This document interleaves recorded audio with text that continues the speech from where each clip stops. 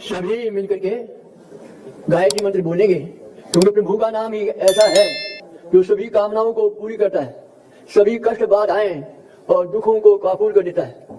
ध्यान लगाने से आनंद की धाराएं बहने लगती हैं। तो सभी उसे गायत्री मंत्र का उच्चारण करें उच्च स्वर से और पुण्य के भागी बने। ओम भूर्भुवः स्वः तत्सवितुर्वरेण्यं भर्गो देवस्य धीमहि धियो यो नः प्रचोदयात्। आदर व सत्कार के योग्य पवित्र आत्माओं, आप के अंदर एक ऐसी अवस्था देखिए कि जो मत मतांतर में नहीं देखी जाती। इस कारण से आर्य समाज का कार्य जो है वो पीछे होता जा रहा है। जो समय निश्चित किया जाएगा उस समय तक और जितने मत मतांतर के जो पुरुष हैं वहां बैठे रहेंगे, वहां से जाएंगे नहीं।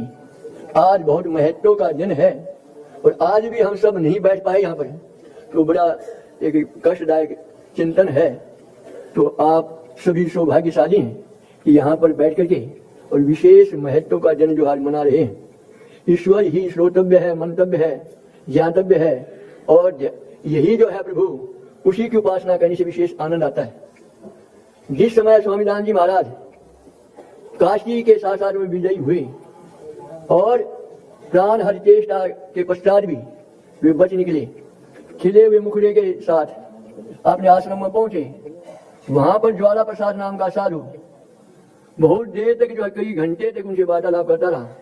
उन्हें पता था स्वामी जी को आज अपमान प्राप्त हुआ है, परंतु स्वामी जी महाराज ने शिवाय योग के, शिवाय जो उपासना के और कोई प्रकरण उठाया ही नहीं। अंत में ज्वाला प्रसाद साधु ने कहा, स्वामी जी महाराज, अब तक मेरी मान्यता थी कि स्वामी दयानंद एक विद्वान है। आज जो है मुझे पता लगा कि स्वामी दयानंद केवल विद्वान ही नहीं है, अभी दयानंद तो एक योगी और महान योगी है। स्वामी दयानंद जी ने कहा, कितना बड़ा भारी उपकार का बेड़ा बिना योग के कैसे उठाया जा सकता है। तो सज्जनों, आज सबसे प्रार्थना है कि आज आप एक व्रत लेके जाएं, प्रतिज्ञा करके जाएं। यदि हमने यह तमाम साल ऋषि के जैसे के कार्यक्रम अभी उपस्थित किए, उसके अनुसार ही कार्य करना है, तो प्रातःकाल समय पर उठे निश्चित और योगाभ्यास करें।